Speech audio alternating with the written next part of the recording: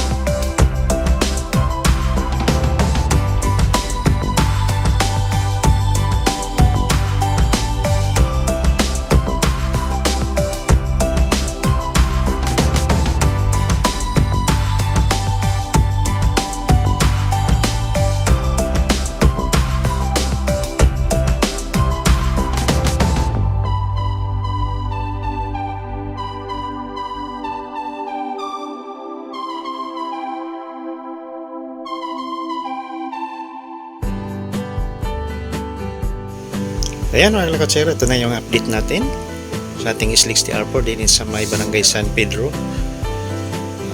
Ito na yung papuntang Calamba. Ito na yung parapuntang Calamba City, Laguna mga kalakotsero. So yan o.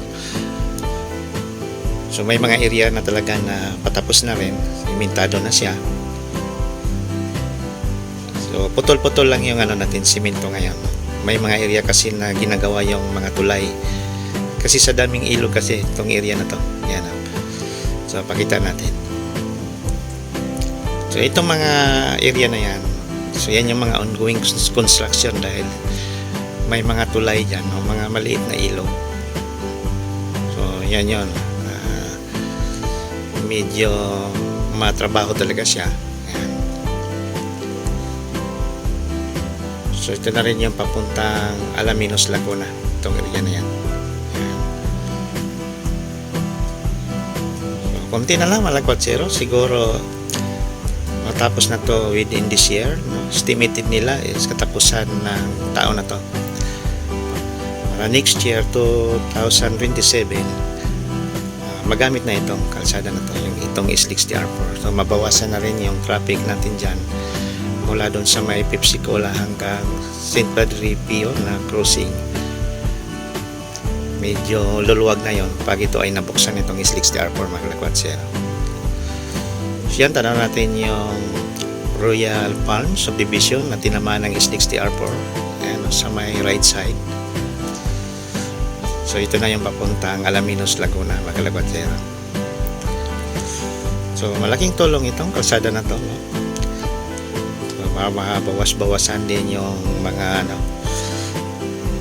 mga pasaway ng mga driver. Alam niyo mga kalakotsero, muntik tayong binangga kanina ng isang bus, yung jackliner. Hindi ko naisip bakit ganun, no? Parang intention talaga, parang babanggain tayo. Ewan ko lang, hindi ko lang maano kung bakit ganun yung sa tagal-tagal na tayong nag-motor vlog. So yung naka-encounter tayo ng balasubas na mga bus driver. Ewan ko lang kung ano yung nasa isip ng driver na yun. Pag tayo ay na kanina, ipapalabas na naman nila yun, tayo yung kamulti rider na naman. So nakakalungkot mga kalakotsero, may mga bus driver talaga mga abusado. So tumaas na naman din yung natin din no? Motor accident din sa may Santo Tomas. So doon ko na nga na-prove kanina yung nangyari ko, na muntikan na rin akong binanggaan ng isang bus. Grabe. So yun na nga. Anyway, pag ito ay natapos na, so dito na sila. Bahala na sila, magbanggaan sila din eh. Grabe talaga. So mabawas-bawasan na rin yung mga accident dyan sa Maharlika mga kalakotsero. Kasi sa daming mga pasaway na driver ngayon, hindi natin alam, no? Yung mga driver ngayon parang nakadroga na naman. Nakakatakot na ang ating mga kalsada ngayon mga kalakotsero. So ito na yung Royal Palm Subdivision, no, na tinamaan talaga.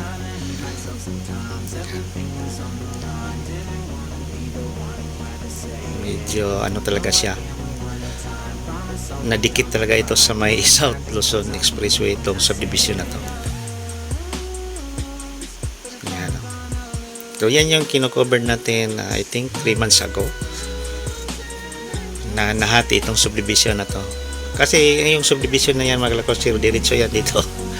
Ngayon tanggal talaga yung almost 1/3 ng subdivision, no? Tinamahan talaga ng Slicks TR4. Yan.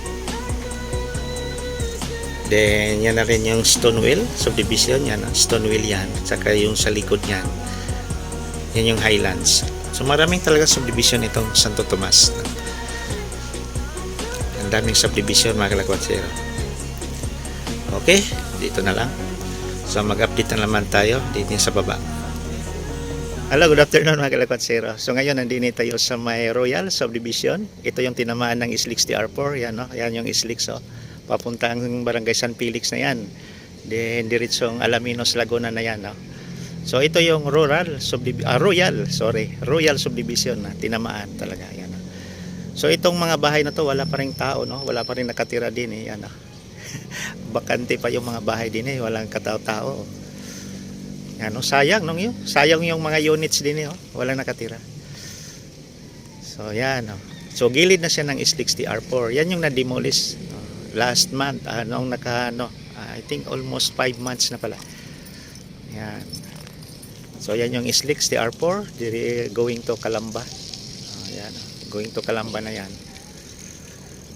Yan, tanan natin din ang Mount Makiling. Nasa gilid na po tayo ng Mount Makiling. So ito yung Stonewell na subdivision yan, no? Stonewell yan, katabi yung Highlands diyan. Ito rin Stonewell din to, yan, no? So mamaya pupuntahan natin itong area na to. Try natin kung makalusot tayo doon sa may San Felix, mga lakwatero, kung kaya, no? Okay, dito na lang muna.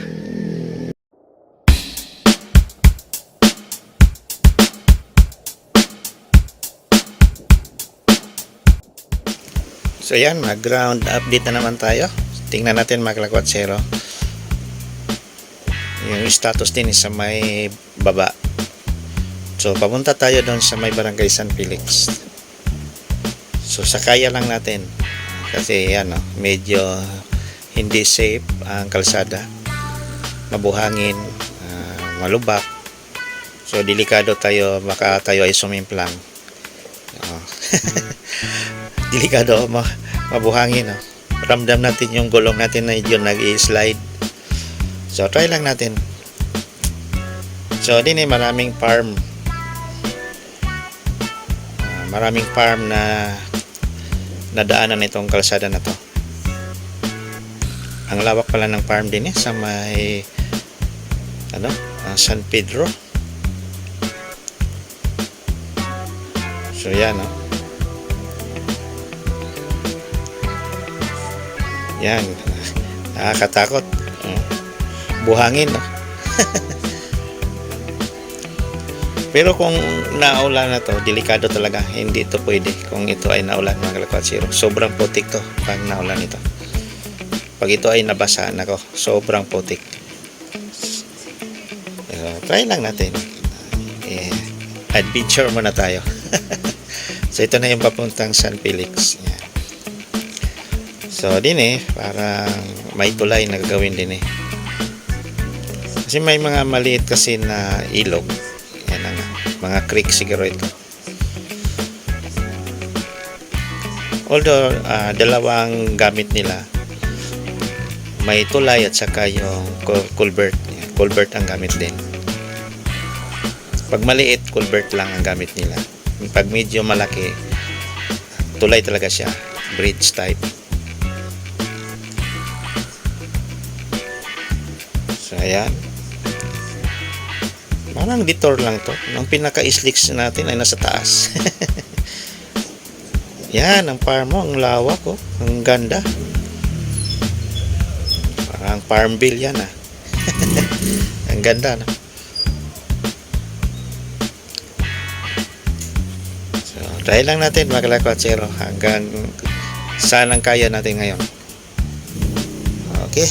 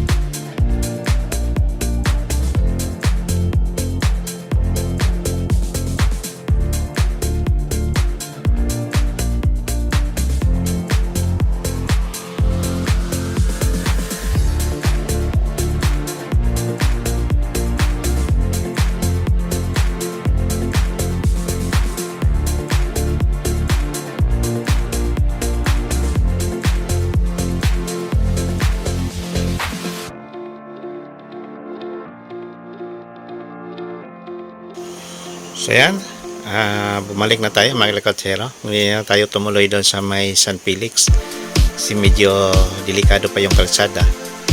So ngayon babalik na tayo din sa may Barangay San Pedro at mag-exit na tayo pauwi ng San Vicente.